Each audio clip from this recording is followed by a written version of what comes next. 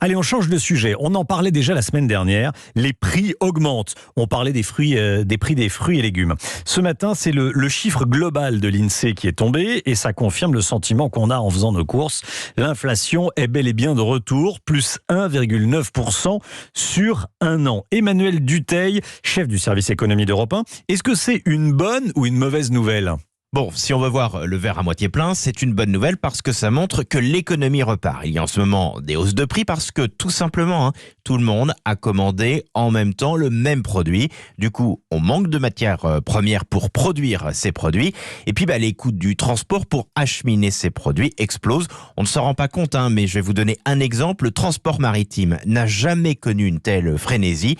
Les bateaux en ce moment attendent 8 jours au large du port de Los Angeles aux États-Unis avant de pouvoir débarquer la marchandise, vous imaginez. Alors là, vous pouvez me dire, c'est bien gentil, mais au final, c'est quand même nous qui payons. Vous avez raison, surtout que les prix augmentent aussi parce que les prix des fruits et légumes, par exemple, s'envolent après une très mauvaise récolte. Là, on est donc sur une mauvaise nouvelle. Mais ce qui est rassurant, c'est que si tout va bien, on est sur des éléments qui devraient se régler. Par exemple, si la récolte est bonne dans les mois à venir, les prix vont rebaisser. Idem, d'ici à un an environ, les tensions sur les matières premières devraient considérablement diminuer. Enfin, un élément important pour se rassurer un tout petit peu à avoir en tête. Certes, les tickets de caisse augmentent, mais ces hausses arrivent après des années d'inflation quasi nulle. Donc si ça reste à peu près comme ça, on est encore sur des hausses limitées selon les économistes.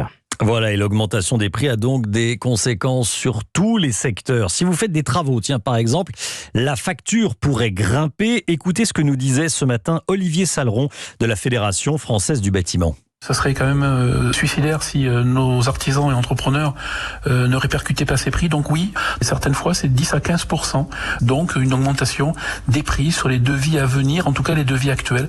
On espère que cette tendance sur beaucoup de produits, sur le bois ça va être difficile, mais sur les autres que ça puisse s'atténuer avant la fin de l'année.